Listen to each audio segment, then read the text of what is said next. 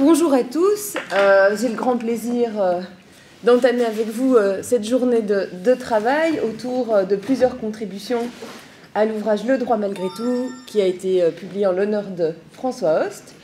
Et nous entendons tout d'abord ce matin, dans un premier panel, Nicolas Bernard, professeur à l'Université Saint-Louis, qui va nous parler du droit au logement dans la Convention européenne des droits de l'homme, un prolongement donc des travaux de François assez intrigants pour ceux qui n'ont pas encore lu son chapitre, puisqu'on ne voit pas exactement ce qu'il va nous en dire. Nicolas, the floor is yours. Merci Madame la Présidente. Ça c'est un peu le but de la science, de ne pas savoir à l'avance déjà où l'on va, mais en tout cas de se donner les moyens d'y aller de manière rationnelle. Mais là, en l'espèce, le texte est fini, donc on connaît quand même la direction et le résultat. Et je vais reprendre le titre. Le droit au logement dans la Convention européenne des droits de l'homme, une illustration de l'idée hostienne d'intérêt. Donc deux commentaires en découlent. Tout d'abord, tu as raison de dire que ça va porter sur le droit au logement, mais ce droit au logement est encadré de guillemets, parce que le droit au logement, comme tel, ne figure pas dans le texte même de la Convention européenne des droits de l'homme. Et puis, deuxième commentaire, illustration d'idée hostienne, c'était la règle du jeu, l'exercice de style qui nous avait été proposé, s'emparer d'un concept déployé par François Host, le faire sien, et puis l'appliquer à sa thématique de prédilection. Et c'est ce que je me suis essayé à faire en compagnie d'une co-auteure, Françoise Soulkens, qui se trouvait être, vous le savez, davantage que ma co-auteure, et qui n'est pas là pour l'instant. C'est sans doute, on a fait deux articles ensemble, et si ça se prêtait bien, je vous l'expliquerai dans un instant. Mais donc je vais revenir sur ce concept hostien. Alors c'est difficile à le dire devant le père du concept. Ton humilité va vraiment être sévèrement attaquée cette journée, mais voilà, ça n'arrive pas tous les jours, je profite peut-être. Mais donc, on le sait, et je vais un peu parler à la troisième personne, en admettant qu'il y ait 100 personnes dans la salle. François n'aime pas les raisonnements binaires, il privilégie plutôt la fluidité, la dialectique, tout ça on sait, mais à l'inverse, notre droit, lui, privilégie plutôt des raisonnements tranchés, aux cloisons étanches, des catégories hermétiques. Pourtant, il se fait qu'on a des prétentions sociales au statut juridique incertain, qui ne peuvent pas revendiquer le statut de droit subjectif plein et entier, et qu'on ne peut pas non plus ravaler complètement au rang de faits juridiques non pertinents. Il y a là quelque chose comme une zone grise, et François, un des premiers, et sans doute de manière tout à fait stimulante, a rendu visible cet entre-deux, cette frontière, ces marges. Et on sait l'homme amateur de concept, il a développé un concept pour exprimer cette zone, et c'est l'intérêt qu'il place entre droit et non-droit. Il a offert ce thème au séminaire d'études interdisciplinaires, qu'il a décliné sous forme d'ouvrage collectif, dont un des volumes a été rédigé exclusivement par François. Donc tout ça constitue le cadre conceptuel ici de l'exposé. Et donc on a joué le jeu, François Soulkens et moi, pour trouver un terrain d'application de ce concept hostien, et vu l'appartenance professionnelle de François Soulkens, le choix s'est porté sur la Convention européenne des droits de l'homme de manière assez naturelle, et c'était un terrain tout à fait propice puisque, je l'ai dit, là les thématiques, les violons d'Ingres se recoupent.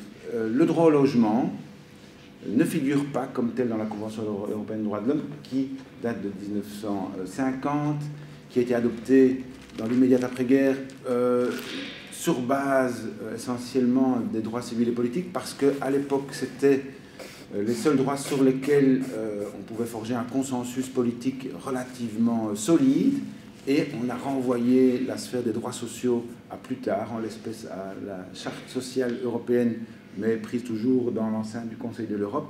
Mais au niveau de la Convention européenne de 1950, là, les droits civils et politiques occupent le haut du pavé et pas les droits sociaux.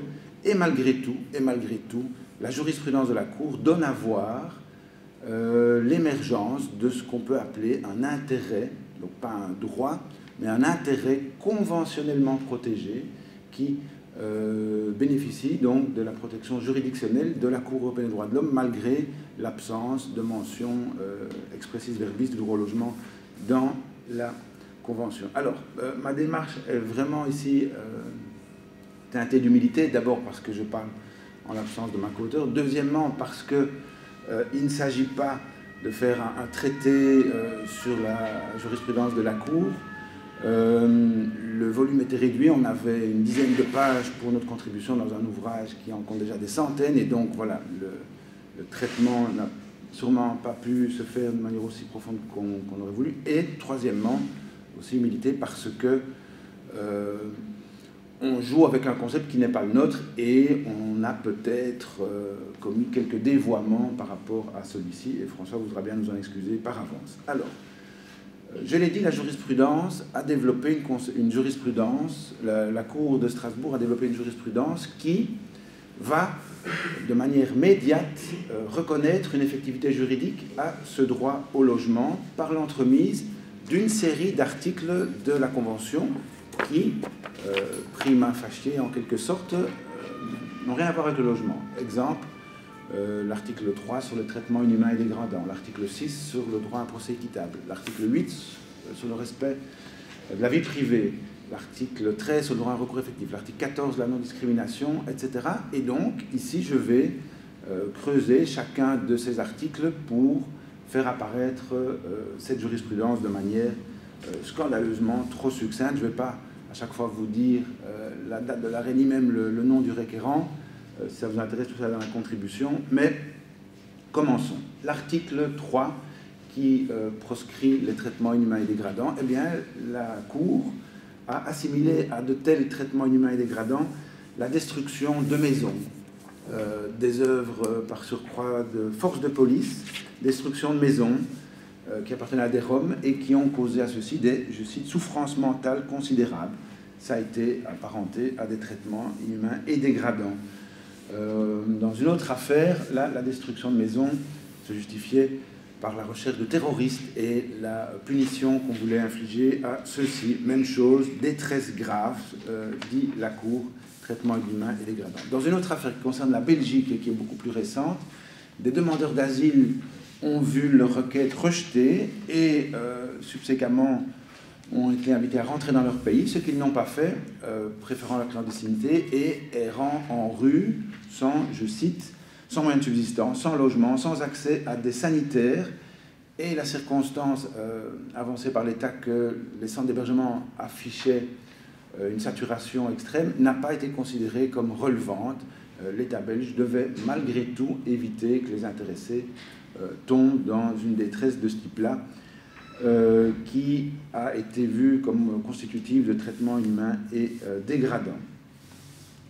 Dans l'autre sens, parce que j'insiste vraiment là-dessus, la jurisprudence n'est pas du tout à sens unique. Vous savez qu'elle fait une appréciation casuistique, notamment parce que le critère de proportionnalité est important pour déterminer la justesse de l'atteinte à ce droit ou pas, et la proportionnalité implique évidemment un examen des alternatives.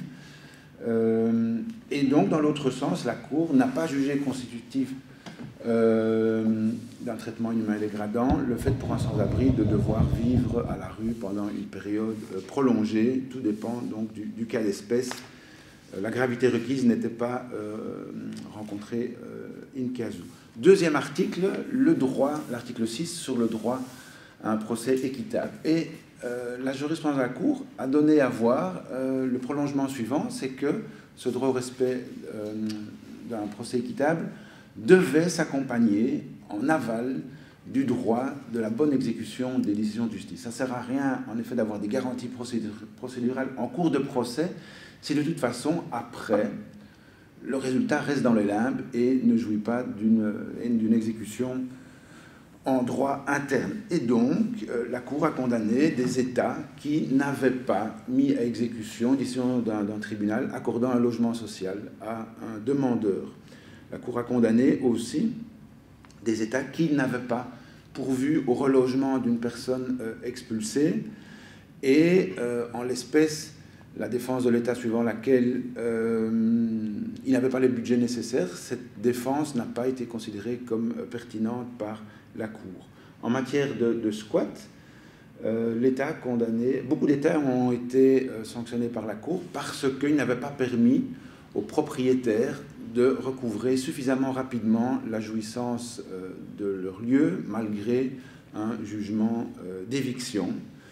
En sens inverse, un État a été condamné, un État s'est vu exonéré de toute atteinte à la Convention, malgré que, en l'espèce, le préfet français ait refusé de donner exécution à un jugement d'expulsion de squatteurs. Là, l'État n'a pas été condamné. Pourquoi? Parce que la Cour a constaté qu'il n'y avait pas de carence dans son chef. Au contraire, la France a examiné soigneusement la situation et en a conclu, in fine, que l'expulsion était disproportionnée dans ce cas-là, vu la présence d'enfants, vu le grand nombre d'individus, vu leur situation sociale, etc., etc. Donc, ça renforce encore cette idée de l'approche casuistique. Autre article, l'article 8 sur le droit au domicile et au respect de la vie privée familiale.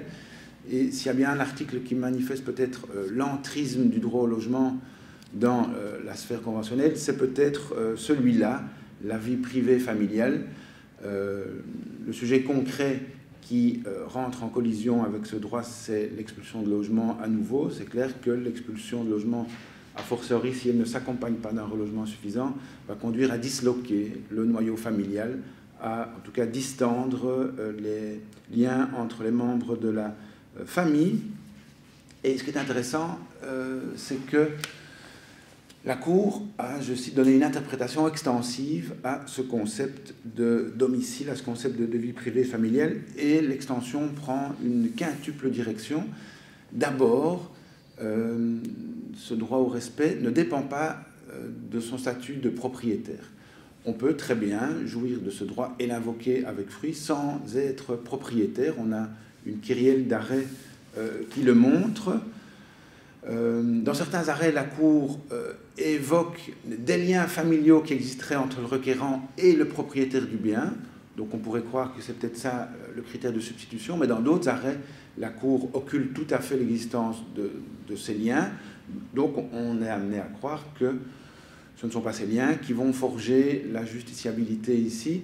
C'est simplement le fait d'installer son domicile, sa vie privée dans un bien. Donc c'est une notion de pur fait qui est indépendante de tout statut juridique. Deuxième extension, deuxième direction dans l'extension. Si on est locataire, l'extension, c'est que il n'y a pas que la puissance publique qui, comme propriétaire, doit respecter le domicile. Les propriétaires privés, eux aussi, sont tenus par cet article. C'est l'effet classique de l'horizontalisation des droits de l'homme, bien connu. Troisième extension, c'est sur l'illégalité. De la manière qu'il ne faut pas être propriétaire nécessairement pour être porteur de ce droit-là, il ne faut pas non plus être dans un rapport contractuel pour en bénéficier.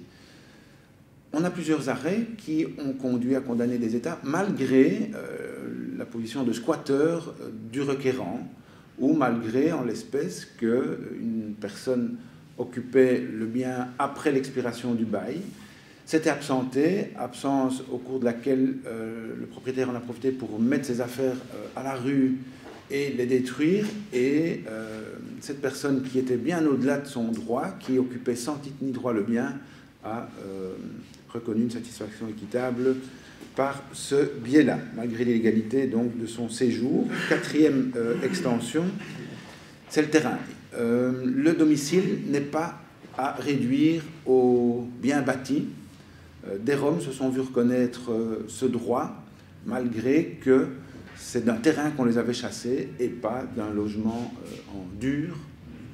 Autre extension digne d'intérêt. Et la cinquième, c'est sur la nature de l'atteinte. Au départ, les atteintes matérielles étaient visées, et puis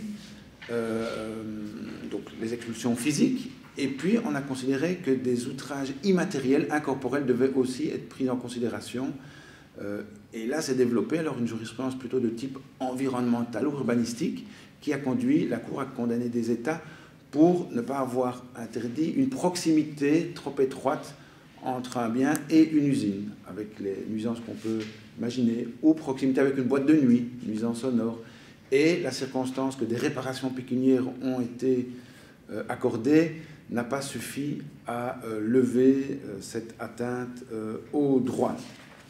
Alors, dans l'autre sens, puisque la Cour fait toujours cette appréciation fine, dans l'autre sens, n'a pas été vu comme domicile un simple terrain sur lequel un individu projetait de s'y implanter. Certes, c'est une région où il avait vécu dans le passé, mais là, il n'avait plus d'attache récente, et donc, pour ces raisons-là, ce terrain n'a pas été considéré comme un domicile.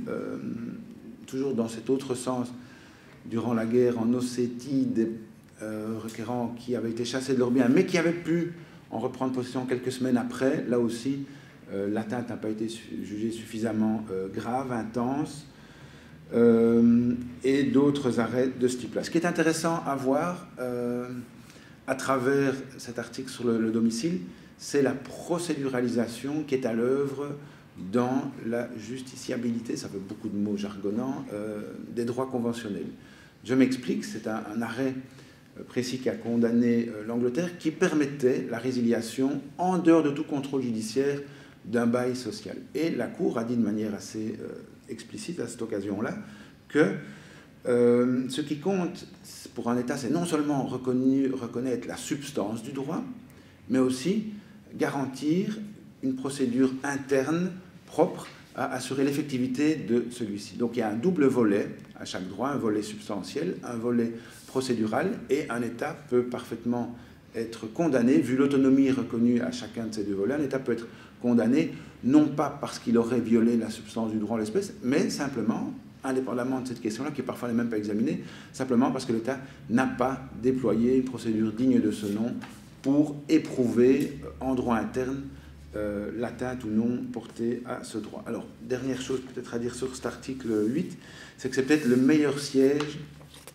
pour les obligations positives de l'État qui, pour donner corps à la Cour, à la Convention, ne doit pas simplement s'abstenir d'interférer dans la relation entre particuliers, mais doit déployer des actions positives pour faire advenir ce droit et matériellement le protéger. Et ça s'est constaté aussi dans cette jurisprudence à un double niveau. En amont, il faut éviter par des mesures adéquates l'expulsion, mais aussi en aval. Des États ont été condamnés parce que, après expulsion, ils n'ont pas suffisamment mis en œuvre de moyens pour permettre à la personne illégalement évincée de recouvrer la possession de son bien. Alors, autre article, l'article 14 sur la discrimination. Des États ont été condamnés parce que, par exemple, leur législation sur le bail réservait le droit à la transmission du contrat de bail aux seuls hétérosexuels, par exemple. Là aussi, ça touche le logement de manière incidente. Autre article, l'article 13 sur le droit à un recours effectif. Des États ont été condamnés, et ça rejoint un petit peu ce que je disais sur la procéduralisation.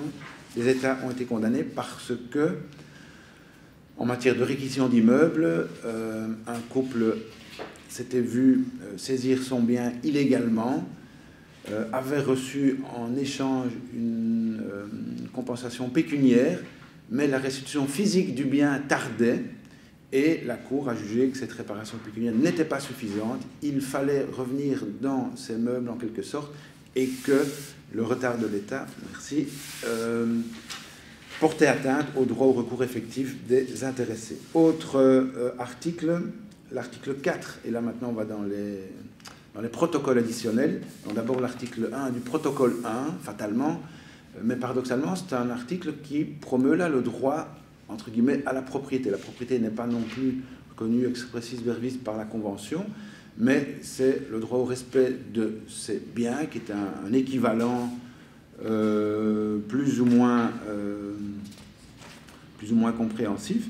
Et ce qu'on peut dire à ce propos, c'est qu'à l'occasion de l'examen par la Cour des atteintes portées à ce droit de propriété, entre guillemets, la Cour a développé une jurisprudence sur les restrictions à ce droit, sur la justification des limitations apportées à ce droit. Et l'article 1 du protocole 1 lui-même l'autorise, puisqu'on dit que les États peuvent réglementer l'usage des biens conformément à l'intérêt général. On revient un petit peu sur cette notion d'intérêt. Et la Cour, sur cette base, a à plusieurs reprises parlé de l'équilibre qu'il y avait à trouver entre la propriété et l'intérêt général, l'équilibre entre le droit des propriétaires et les intérêts de la communauté, dire que le logement n'est pas un droit en tant que tel, mais est un besoin primordial. Ce sont toujours les mots de la Cour, que le logement occupe une place centrale dans les politiques des sociétés, etc., qu'il faut ramener les loyers à un niveau socialement plus acceptable. Donc, tout ça montre bien que l'intérêt général a vraiment déteint sur la réglementation de l'usage des biens. Et même le mot « bien », il n'est pas choisi par hasard. On n'a pas voulu, les rédacteurs de la Convention, du protocole, ici, n'ont pas voulu consacrer la propriété en tant que telle. Ce mot « bien » est tout sauf fortuit. On l'a voulu large, un peu comme la notion de domicile tantôt. Les biens peuvent aller jusqu'aux intérêts patrimoniaux. Dans une affaire bien connue où quelqu'un habitait dans une cabane de fortune sur une décharge, il n'était propriétaire ni de la cabane ni du terrain. Fatalement, il n'y avait aucune légalité de son occupation. Il a pu faire jouer son intérêt patrimonial à ce qu'il demeure dans les lieux, notamment au vu de la tolérance dont l'État avait fait preuve et de la longue durée d'occupation dont il avait pu jouir. Alors, pour terminer et rester dans les temps, Madame la Présidente, revenir sur mes pattes. Le chat essaye toujours de retomber sur ses pieds. Et donc, pour revenir au livre de François sur l'intérêt, François, en guise de conclusion, trace quelques traits qu'il prête à la notion d'intérêt. Et, pour jouer le jeu jusqu'au bout, essayons maintenant, à l'aune du petit exposé que je viens de vous livrer, essayons de voir si cette notion d'intérêt, telle que j'en ai fait la déclinaison ici dans la jurisprudence logement, eh bien, est-ce que ça colle en quelque sorte au trait ostien de l'intérêt? Alors, François nous dit que c'est une notion protéiforme. Là, avec la diversité des articles mis en cause, je crois qu'on peut donner crédit à cette affirmation. C'est une notion qui déforme les secteurs du système juridique. Il y a des bougées dans les lignes. Là aussi, on a vu, notamment pour la réglementation de l'usage des biens, on a vu comment l'intérêt général avait imprégné cette notion d'usage des biens et imprégné la propriété en tant que telle. C'est une notion qui s'accommode de titulaires diffus. Et là, on a bien vu qu'il y avait une pluralité de titulaires en fonction des articles invoqués, que ce soit les squatteurs, les locataires, les roms, etc. Donc, on est vraiment là aussi dans cette notion-là. François nous dit que c'est une notion subversive qui agit comme un cheval de Troie. Là aussi, on a vu que le logement d'un état un peu ectoplasmique au début est maintenant reconnu comme un intérêt conventionnellement protégé, suivant les meilleurs auteurs. Donc là, cette idée de cheval de Troie a joué à plein. François nous dit aussi que la reconnaissance de l'intérêt implique un jugement préjuridique de légitimité qui consacre son acceptabilité sociale. Et là, on est aussi assez bien raccord. L'acceptabilité sociale, la Cour a repris exactement ces mots en disant qu'il fallait ramener les loyers à un niveau socialement plus acceptable. On peut dire aussi que la jurisprudence a pu se nourrir de la consécration du droit au logement dans d'autres enceintes, la charte sociale révisée par exemple, et puis plus tard la charte de droits fondamentaux de l'Union européenne et plein d'autres instruments. François dit aussi que cette idée renvoie à l'idée de responsabilité. Ça fait écho évidemment aux obligations positives dont l'État est redevable, notamment dans le cas de l'article 8. Donc, au fond, au bout de l'exposé, on peut dire que ce qui était peut-être une intuition au départ a trouvé de la consistance. Alors François n'avait peut-être pas songé à ce terrain d'illustration, ce terrain d'expression-là à l'époque, mais force est de constater que des années plus tard, la pertinence de ce concept est tout à fait exacerbée, renforcée. Je vous remercie pour votre attention. Voilà.